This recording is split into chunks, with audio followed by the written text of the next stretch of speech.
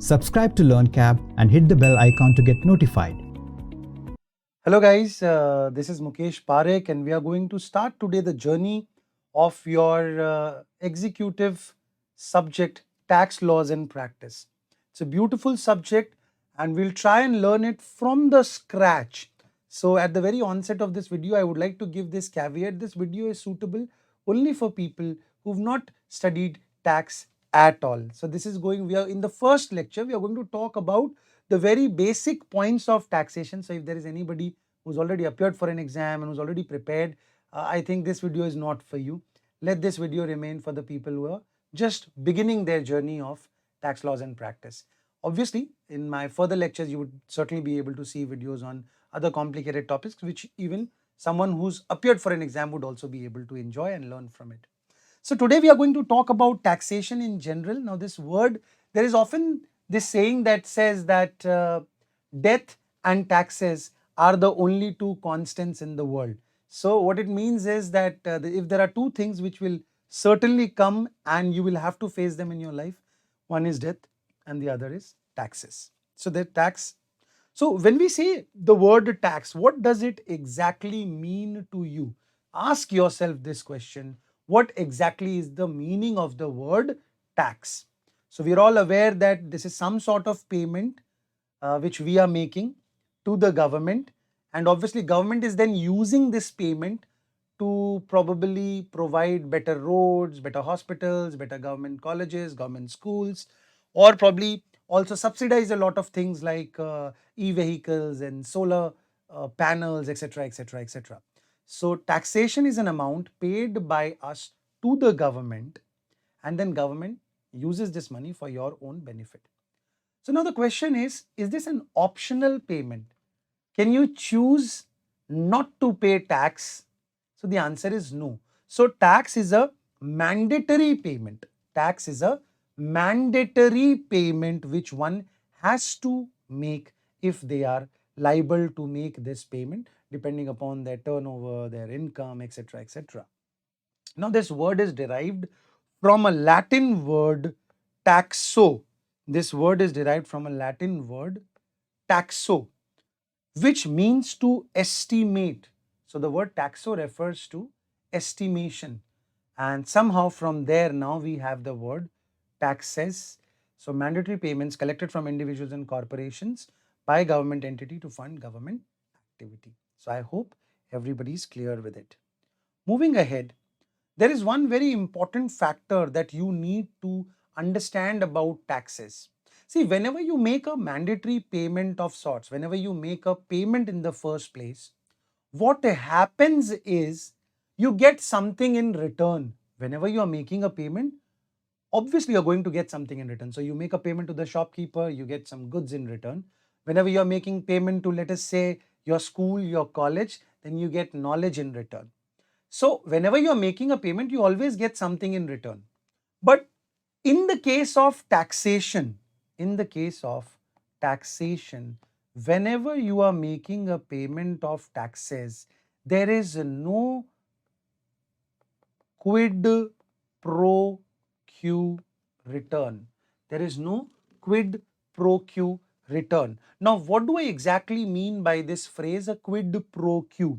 Quid pro quo refers to a return which is commensurate or appropriate to the amount being paid. So, for example, whenever I pay 50 rupees to a vegetable vendor, I would expect that he is going to give me vegetables worth rupees 50. He's not going to give me vegetables worth rupees 10. He's not going to give me vegetables worth rupees 100. He's going to give me 50 rupees worth of vegetables because that is the amount that I have paid him, right? But in case of taxation, one cannot expect from the government that, okay, today I have made a payment of 50,000 rupees as taxes. Quickly come and repair the road outside my house and keep repairing it till you've spent 50,000 rupees because that is the amount that I have paid you. So what I'm trying to tell you is you make this payment to the government. Government is certainly going to use this money for the betterment of the general public and their welfare. However, we do not get to decide as to where the government should spend that money, how the government should spend that money, so on and so forth.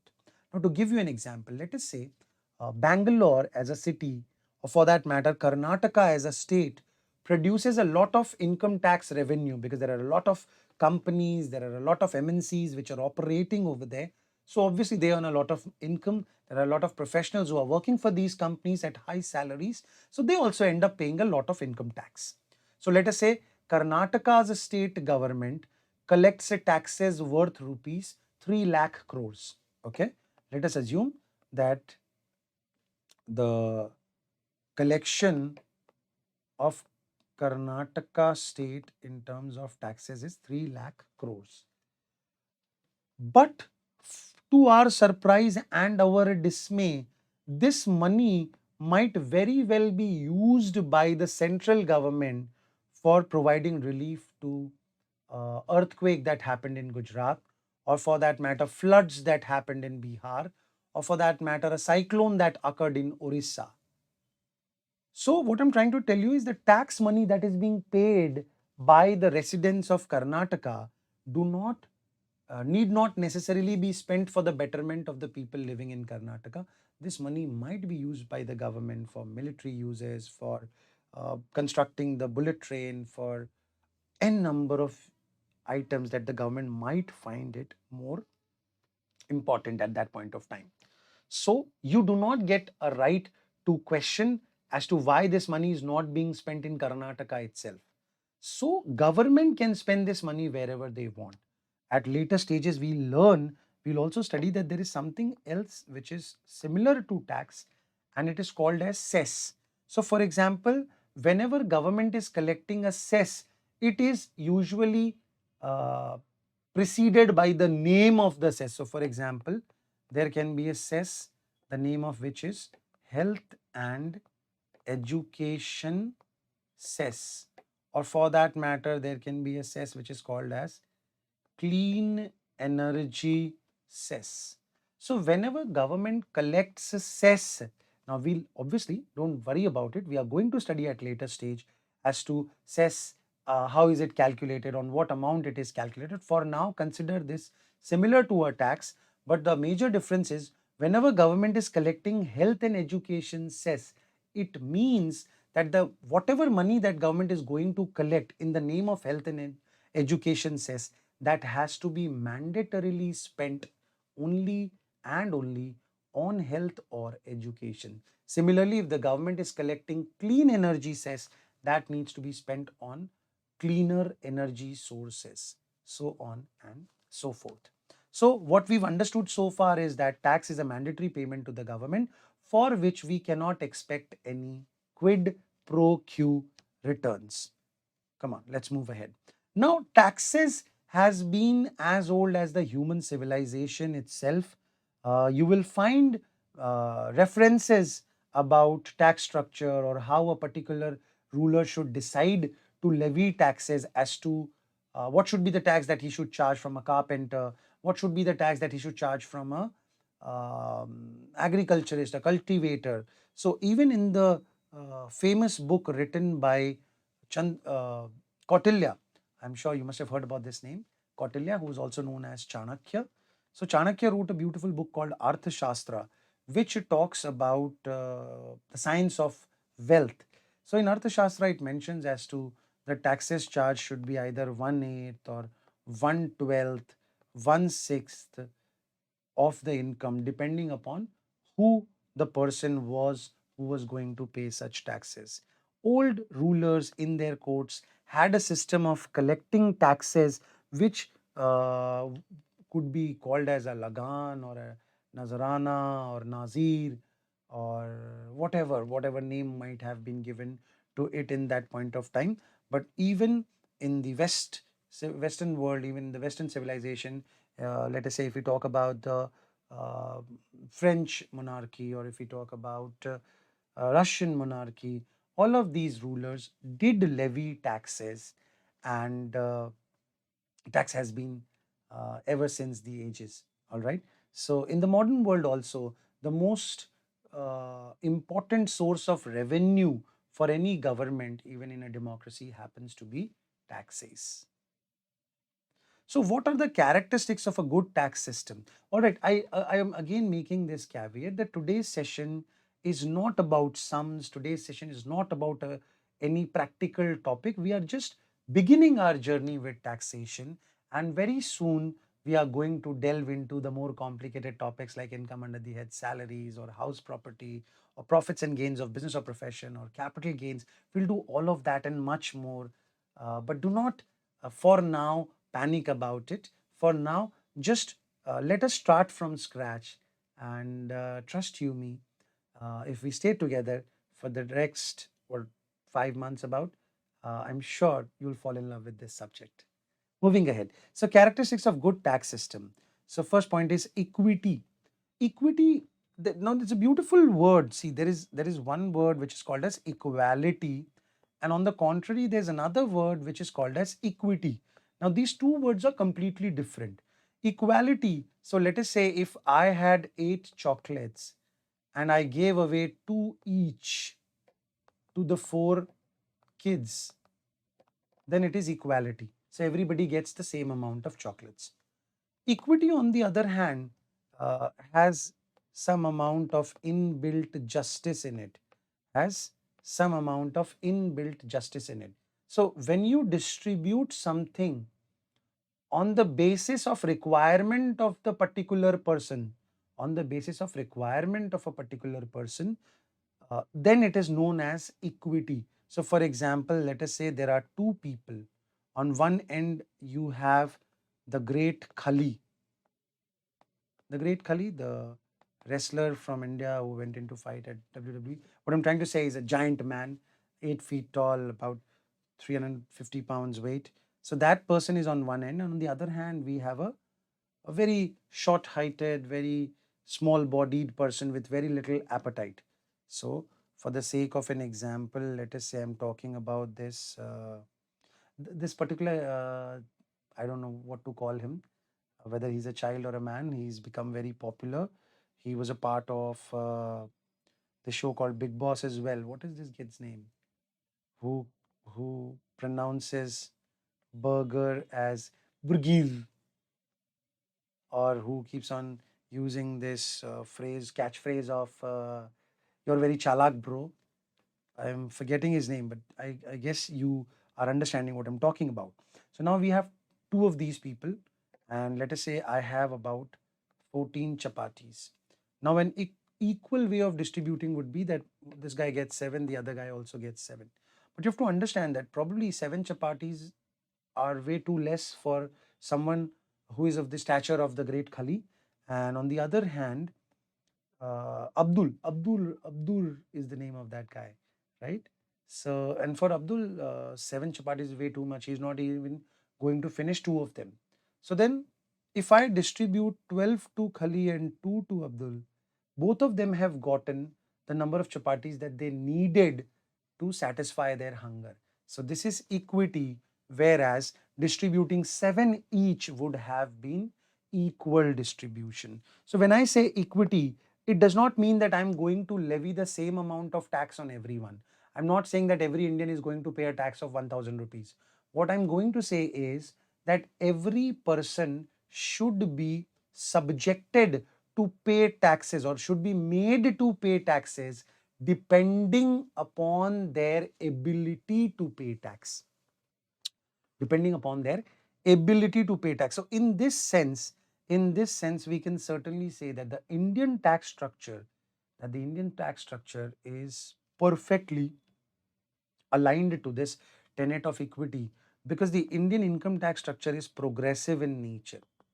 What do I mean when I say progressive in nature?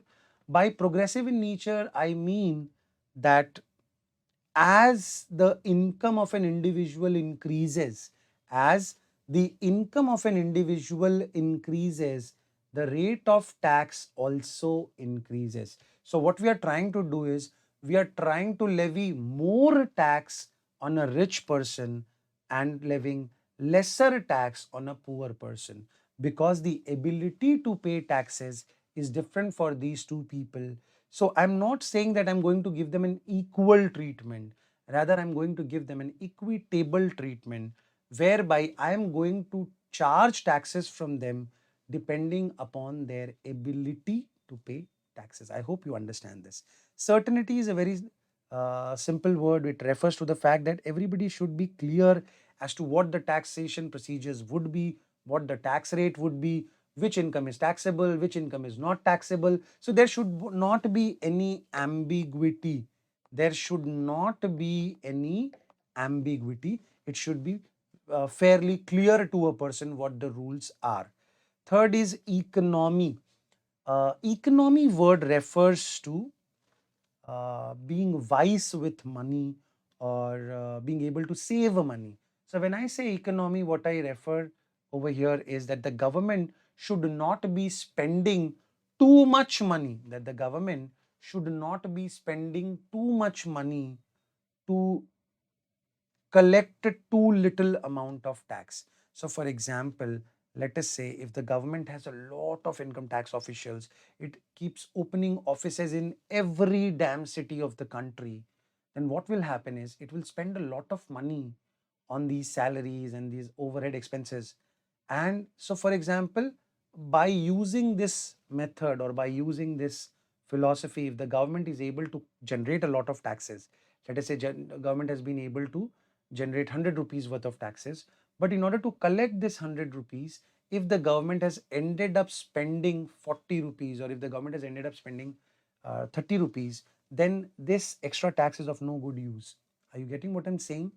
So the government should need to spend very, very little amount of money on the collection of taxes. Presently, the Indian government spends lesser than a rupee to generate 100 rupees of taxes. So the cost of collection should be low.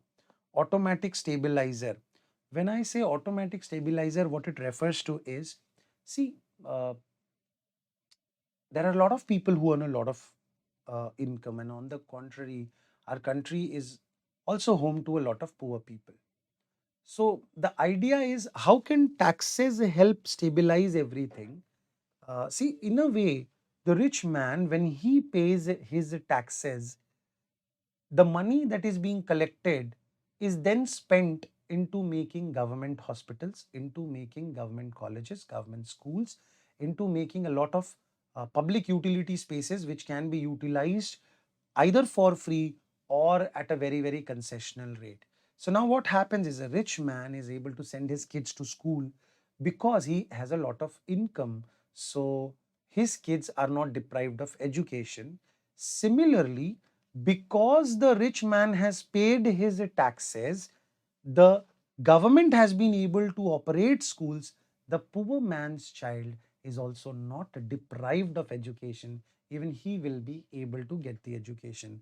Let us not get into the debate about what is going to be the quality of the education, because see, whenever we are studying a subject called tax, we are going to be very, very optimistic, and we are going to be a little far from being practical, because see, in practical life we'll see a lot of these taxes actually get siphoned off by the corrupt politicians and what else and what not happens.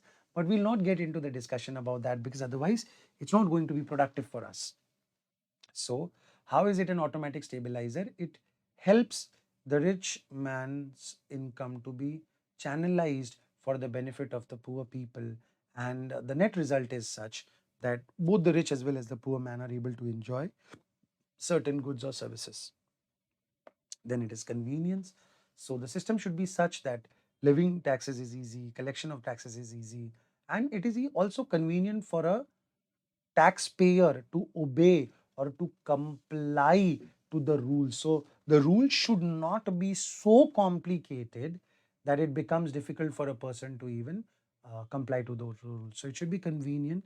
Then you have redistribution. So redistribution is again very similar to the concept of automatic stabilizer.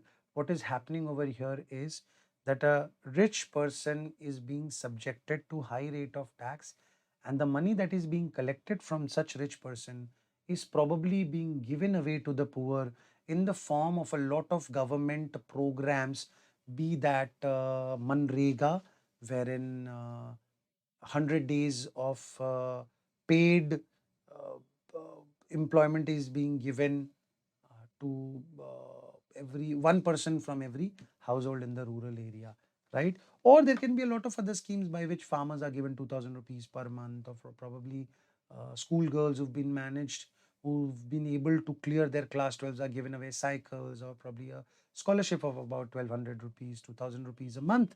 So all of this money that is being given to these poor people uh, is actually generated from the taxes that have been charged from the rich men. Moving ahead, you have a word called flexible. So, as and when the circumstances change, as and when business environment changes, or for that matter, geopolitical conditions change, then the tax structure should be flexible enough so that there is no challenge. Moving ahead, not discourage work or investment. When I say not discourage work or investment, see, for example, if I want to ask you, if I am to ask you, what according to you was the highest ever rate of tax in India? Okay. So, my question to you is very simple.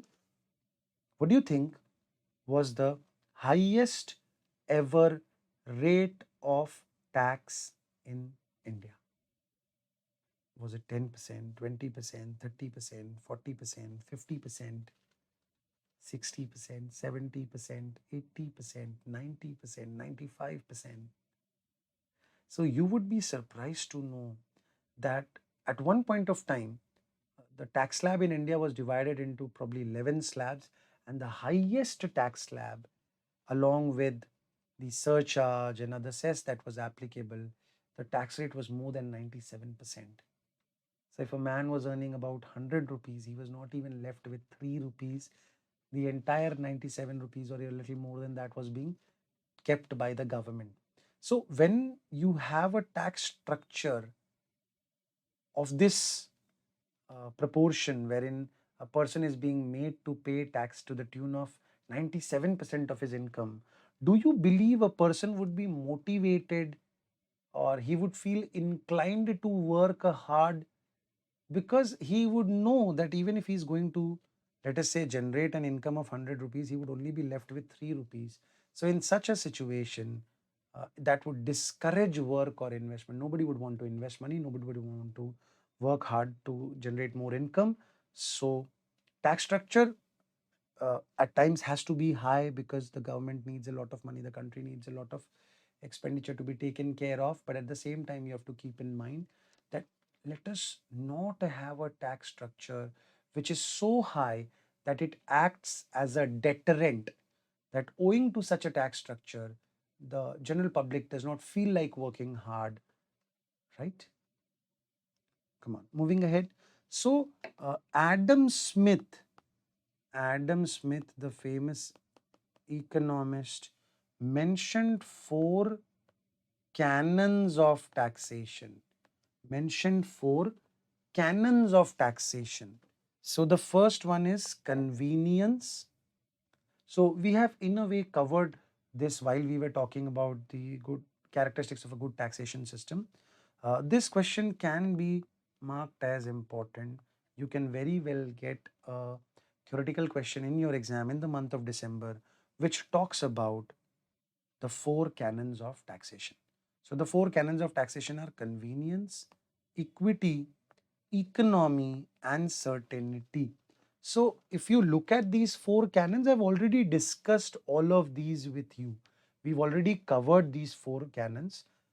The first one is convenience. So when I say convenient, it should be convenient for both the parties. For the government, it should be such that the collection and the levy of taxes is convenient. For the taxpayer, it should be such that it becomes easier for him to obey to the rules.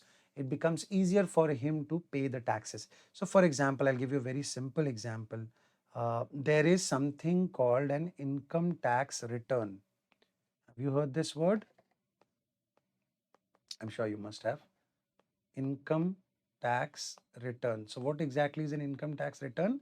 Every year when the financial year ends, you are supposed to submit a detail of your income earned to the income tax department, and you're supposed to tell them what is the amount that you've earned, what is the amount of tax that is leviable on it.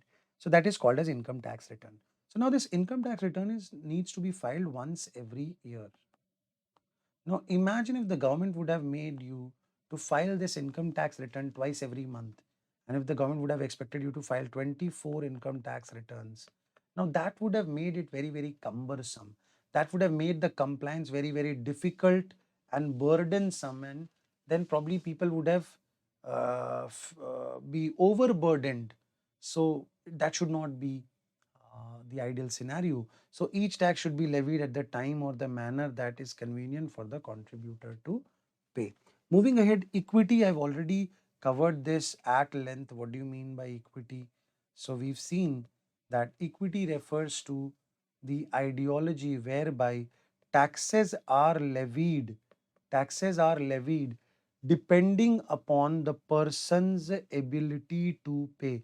So every subject of the state should uh, contribute towards support of the government as nearly as possible in proportion to the revenue earned under the protection of the state, commonly referred to as the ability to pay principle. So, with the help of a stable government, with the help of the resources of your country, you've been able to earn a certain amount of income. You've been able to earn a certain amount of income. So, what you should do is you should reciprocate now, and you should now pay back in the capacity that you've generated income. As if you've generated greater amount of income, then probably you would have to shoulder a little more responsibility with respect to the tax liability. If you've generated lower amount of income, then you need to shoulder lesser amount of responsibility, right? So there is the canon of equity. Then you have the canon of economy. We already covered this. Economy refers to the fact that collection cost, one second guys,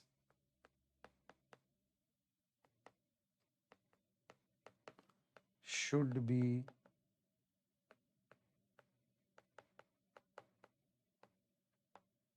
minimal. The collection cost should be minimal. I hope we are clear with this. Then you have certainty. So the tax which everyone is bound to pay should be certain and not arbitrary. Arbitrary refers to an element of randomness, wherein nothing is fixed, nothing is organized, and one day the tax rate is 10%, the other day the tax rate is 20%. So if something of that sort is being uh, run, then probably we are not adhering to the canon of certainty. So, as I mentioned, you need to be clear with these four canons of taxation. You might very well see a direct question on it.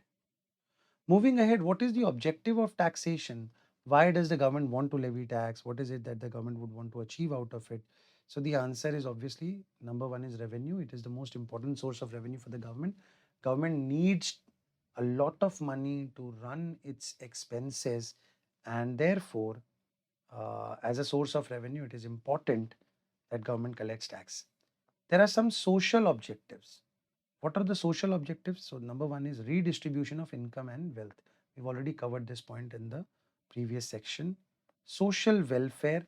So taxes help government to get the money required, which could then be used by them to run the government hospitals, to run the schools, to run colleges, etc.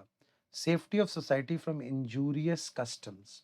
So see, taxes can be a very important tool to either encourage or discourage a certain activity or the consumption of a certain good or service. So, for example, if the government wants to discourage the consumption of alcohol or cigarettes, what it does is it levies heavy amount of taxes on it. And by doing this, it is probably in a way restricting the access of certain products from people who would find it very, very expensive, and then probably they would not be able to consume the same. Similarly, government would want to subsidize things. It would either exempt certain things from taxes or probably levy very less amount of tax on goods which we government would want people to use more, which government would want to encourage the consumption. So similarly, encouragement discouragement tool is nothing but a corollary of the above mentioned point. Economic growth. See, there is a process called capital formation. What exactly is capital formation? So, society or household has a lot of idle savings along with it, which it would probably be, let us say, simply depositing in a bank, and then this money would be lent from the bank to a businessman who would then be setting up a factory, buying machines, generating more employment, creating a product, generating more production. So, what is happening over here is idle savings of the society or household, idle savings of the society or household are then converted into meaningful investment by the businessman, which results in more number of jobs, which results in more number of products, better standard of living, etc., etc., etc. So this process of capital formation leads to better economic growth. There'll be more jobs, there'll be more production happening, there'll be more business happening. And while this capital formation is being carried on, government is silently present. Government is silently present as an observer and continuously collecting taxes as and when people generate income. So, for example, whenever society is generating income, what are the various forms? It can either earn a rent or it can earn wages, I'm sorry, or it can earn interest, and last but not the least, profit. So I guess you remember you've studied this in your economics section in the past. There are four capitals, there are four factors of production: land, labor, capital, and entrepreneur.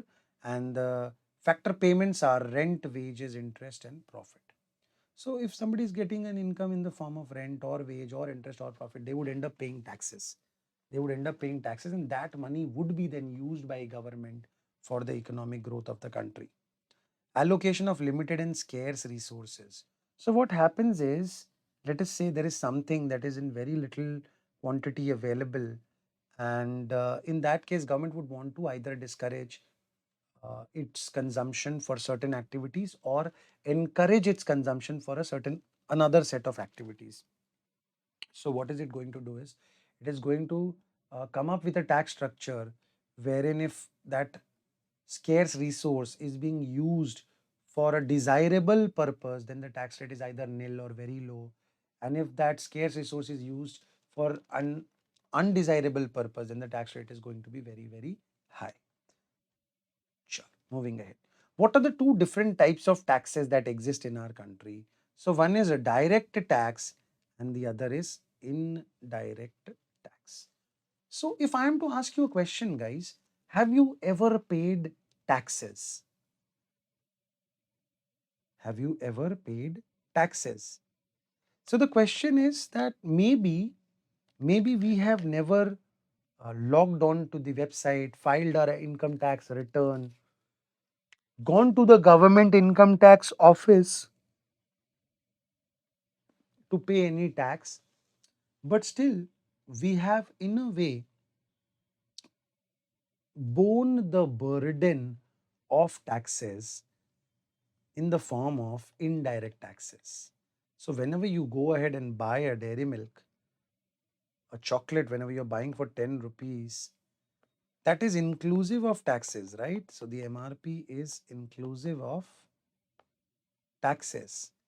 And when you pay 10 rupees to the shopkeeper or the dealer, that 10 rupees has the amount of tax in it.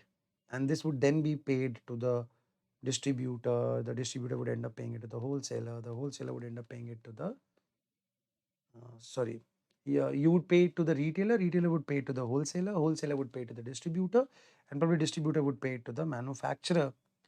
And sooner or later, this amount of taxation would reach the government as well. So, whenever we say direct tax is the tax when a person directly comes into contact with the government. Direct tax is a tax when a person directly comes into contact with the government, and when he pays such tax, that is what we call as direct tax. So, very simple example of the same would be income tax. So, one has to pay income tax on one's own income, right? You would have to pay income tax on your own income, and that tax needs to be paid directly to the government. Do you pay the amount of income tax to a shopkeeper or a restaurant owner or a vegetable vendor? The answer is no. You directly pay this amount of tax to the government. But on the contrary, when you are sitting in a CCD, or you are sitting in a Digas, or you're sitting in, let us say, a corner house cafe, then you end up paying the amount of tax along with the bill amount to the restaurant owner. And now it is the restaurant owner's responsibility. And now it is the restaurant owner's responsibility to pay this amount of tax to the government. So, such a tax is called as indirect tax. So, we have direct tax and we have indirect tax. So, if you are to get a more learned definition, or a definition which has the key word involved in it, the key word over here would be impact and incidence. Impact and incidence. So, in our past example, what happened is the tax was being paid from the pocket. The tax was being paid from the pocket of a particular person. So let us say this person, this lady, pays the amount of tax to the restaurant owner, and the restaurant owner is then finally going to make this payment to the government. So what is happening is the government never asked for the tax from you. The government wanted the payment from, I'm sorry, the government wanted payment from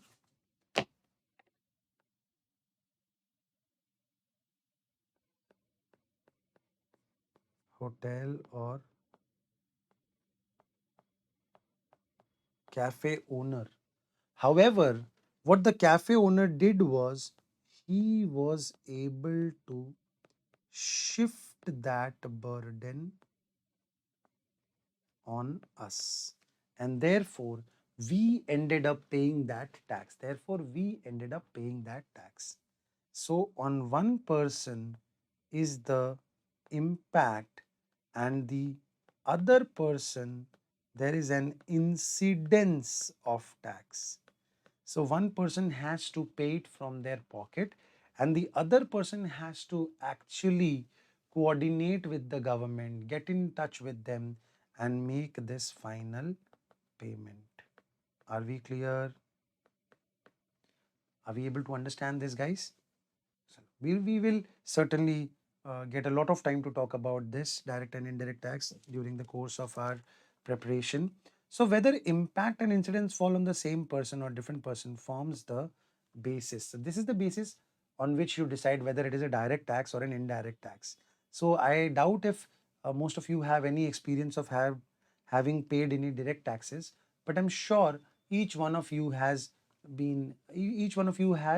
borne the burden of an indirect tax, borne the burden of IDT, indirect tax. There's a reason why I'm not saying paid indirect tax, because technically speaking, it was paid by cafe owner. You did not pay this tax to the government, you just bore the burden. The burden was shifted on to you. All right. So, if a tax levied on the income or wealth of a person is paid by that person directly to the government, it is called direct tax. If tax is levied on the goods or services of a person is collected from the buyers or by another person, then it is called as indirect tax. Incidence and impact over here falls on the same person, and over here it falls on two different people. Burden, in direct tax, you cannot shift burden. In direct tax, you cannot shift the burden, and moreover, direct taxes are progressive in nature, as we had just discussed that. So, uh, I don't want to go into the details because we've not covered tax slab as such, wherein you get to know that for certain people the tax rate is 5%.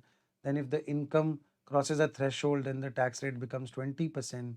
If it crosses another threshold, then the tax rate becomes 30%. So, we are going to deal with that a little later. But for now, we can clearly understand that as a person is earning more income, he is made liable to pay more taxes. If he's earning more income, he's made liable to pay more amount as tax. So that is called as progressive tax burden. On the contrary, when I talk about indirect taxes, when I talk about indirect taxes, now indirect taxes is a funny business in the sense, even if Mukesh Ambani were to go to a store and pick up a packet of biscuits, he would be subjected to the same amount of tax as would be I. If I am going to this particular store and picking up a packet of biscuits, I would also be made to pay the same amount of GST, goods and service tax, on that packet of biscuit as would be charged from, let us say, Mr. Mukesh Ambani.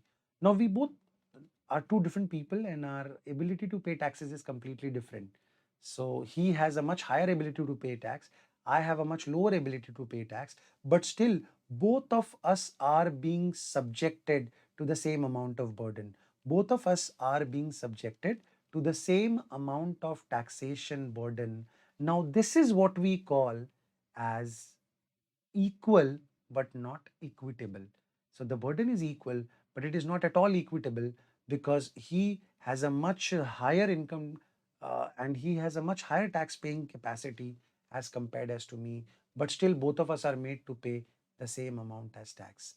Are we able to understand this? Wonderful. So, whenever a situation like this happens, whenever a situation like this happens, we call it as regressive taxation system or a regressive tax structure. Are we able to understand this? Wonderful.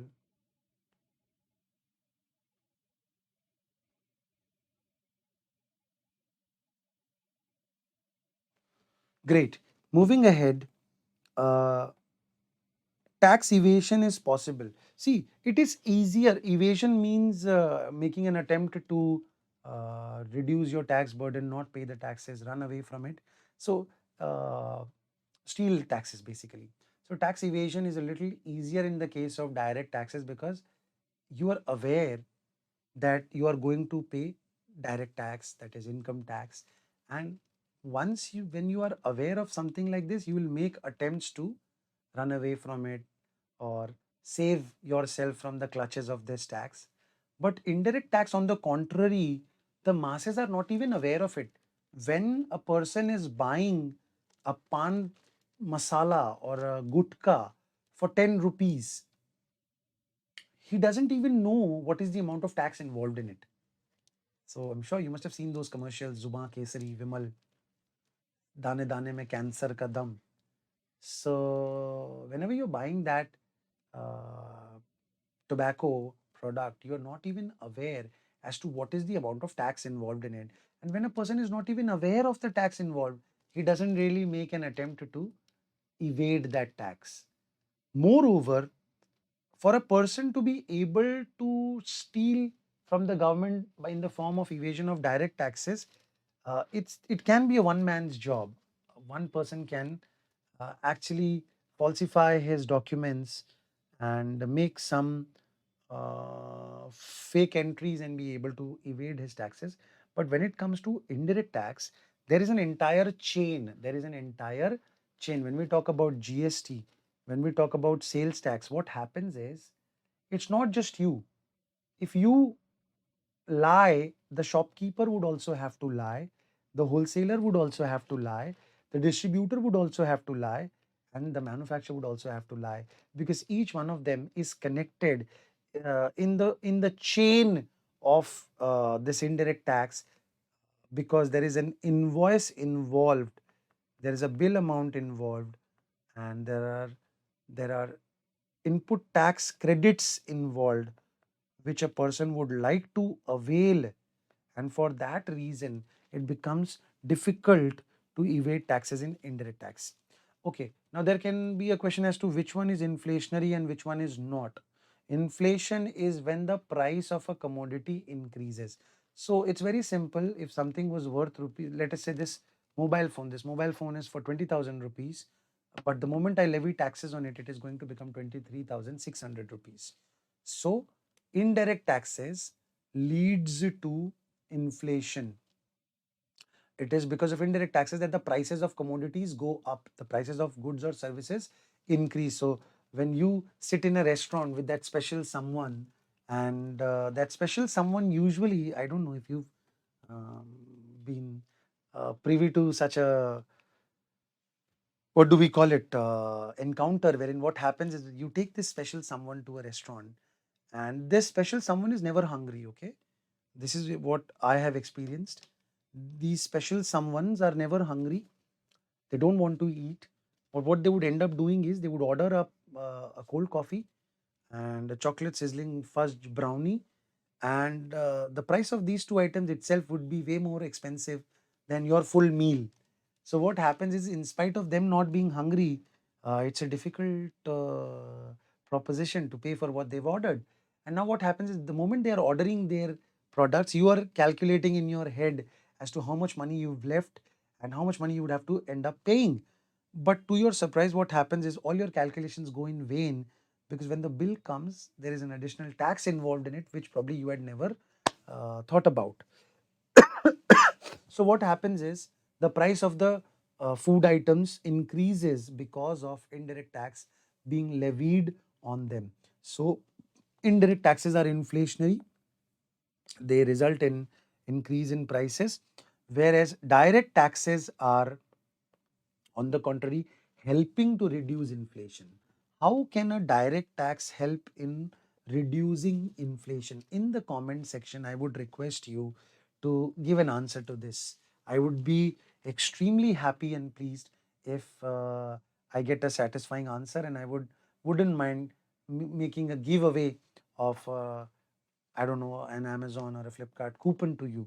So if you're able to give a very good answer to this, uh, do comment. I will certainly get back to you. So the question is very simple. How does a direct tax result in reducing inflation? I would cover the answer in my next video for sure.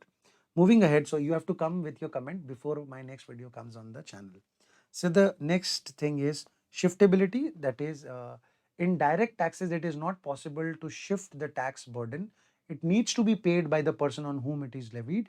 Whereas in the case of indirect tax, as we understood, that a restaurant owner was very easily able to shift that burden onto his customers. All right, moving ahead.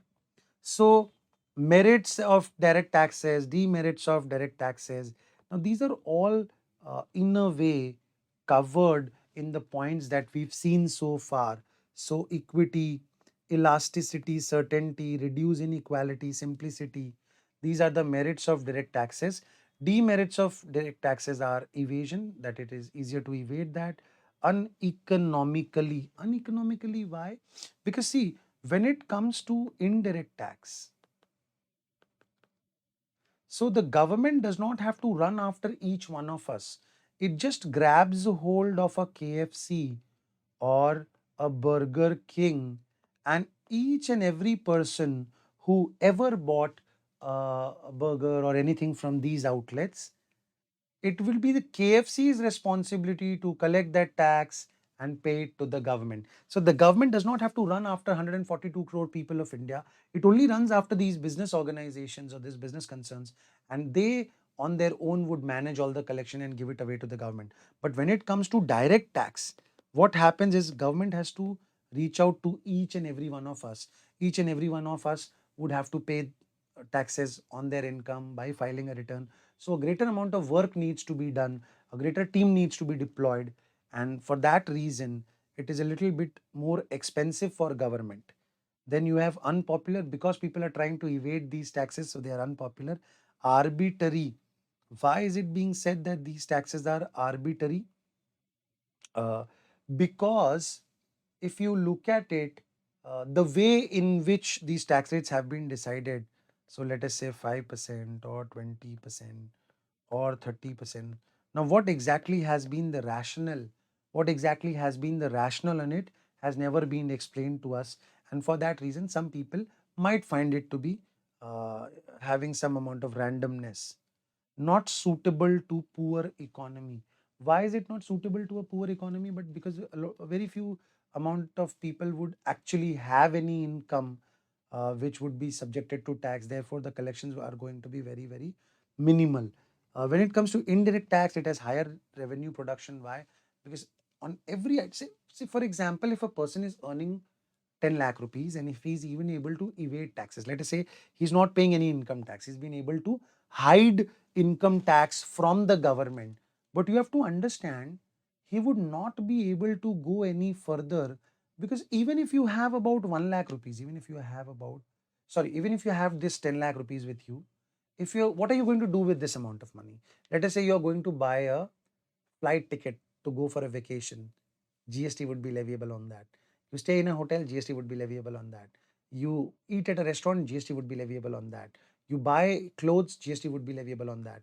You buy an air conditioner, television, washing machine for yourself, GST would be leviable on that. So what happens is indirect taxes are by default leviable on every amount of money that you are spending.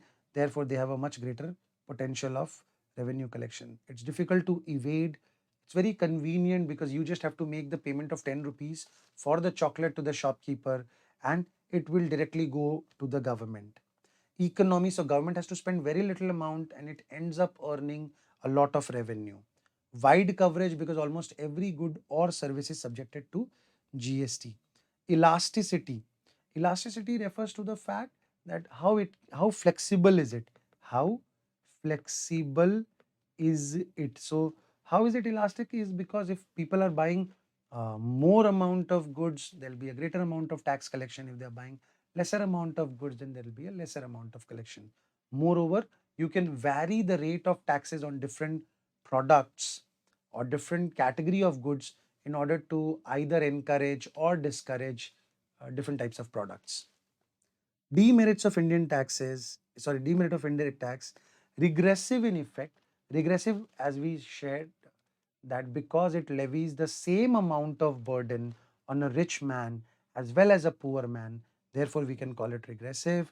Uncertainty in collection, we don't really know what is going to be the amount of money that a person is going to spend this year. It discourages savings. Why? Because a person uh, does not want to save a lot of money. Okay, discourages savings. How does an indirect tax discourage savings? Because as the products become more expensive, whenever indirect taxes are levied, so you end up paying more money. You end up paying more money for every unit that you buy, so you're left with lesser amount of money. Increases inflation because, as we read, it is inflationary in nature. So, okay, now my question is, do you know what about the collection of these taxes in India in the FY, that is financial year 22-23? So, the direct tax collection was about 19.68 lakh crores.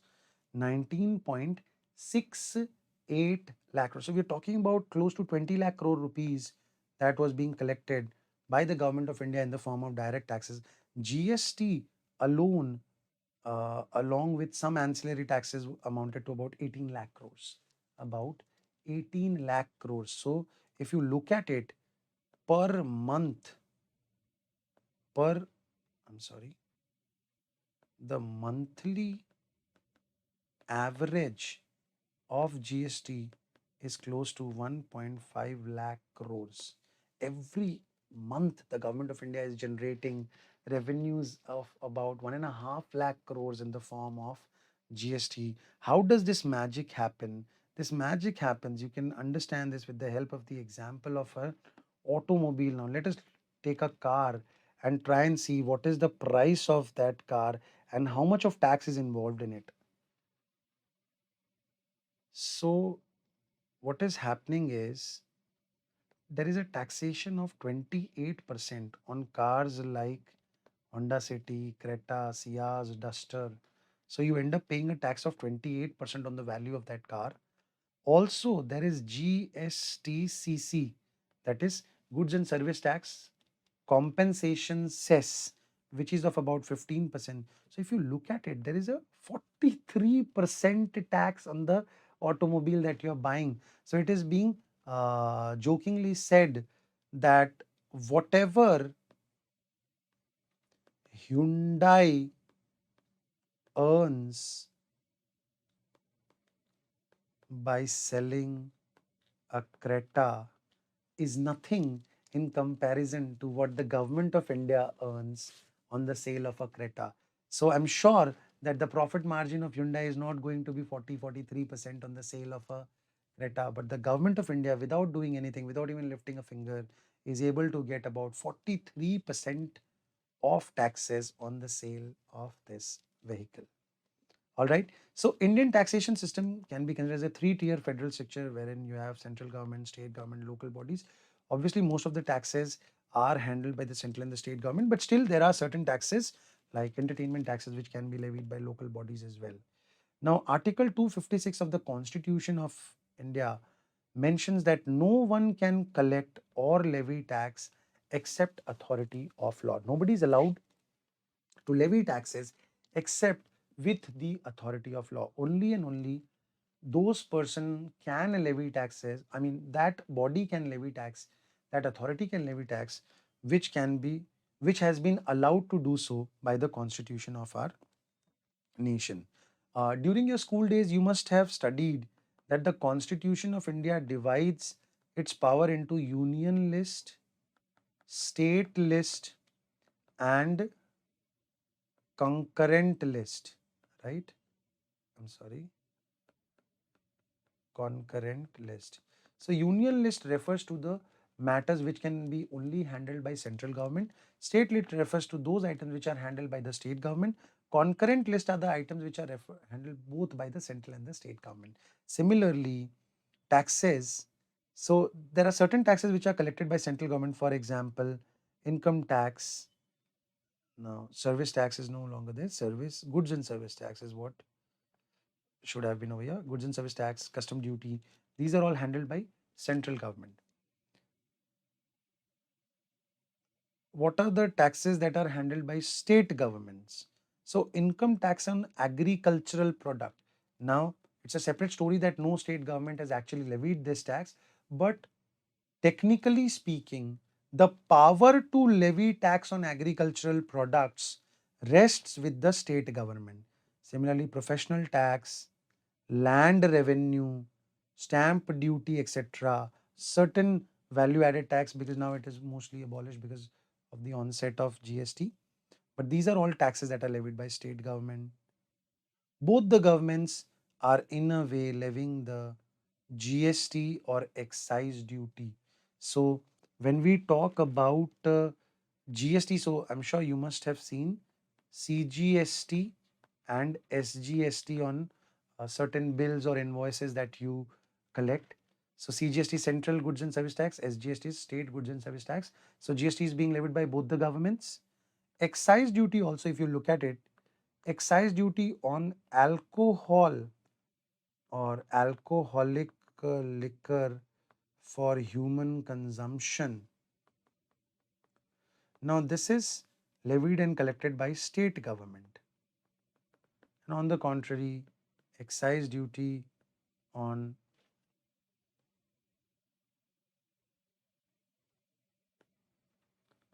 tobacco products, on the contrary, is levied by central government. So This is how the tax structure works. The administration is such that on the top, obviously, we have the Government of India. Government of India has a lot of ministries. The ministry which takes care of taxation is Ministry of Finance. Ministry of Finance has a lot of departments. The one that we are concerned about is DOR, that is Department of Revenue, which is bothered about the revenue of the country. And under the Department of Revenue, there are two bodies. One is CBDT and one is CBIC. CBDT refers to Central Board for Direct Taxes and CBIC refers to Central Board for Indirect Taxes and Customs. So it's very important.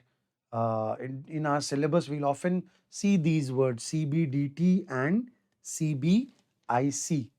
So CBDT is handled by the chairman. The present chairman of CBDT is a gentleman named Nitin Gupta. CBDT is headed by chairman. This chairman is obviously somebody who's cleared his UPSC exams and he's worked as a senior person, holds the rank of a special secretary to Government of India.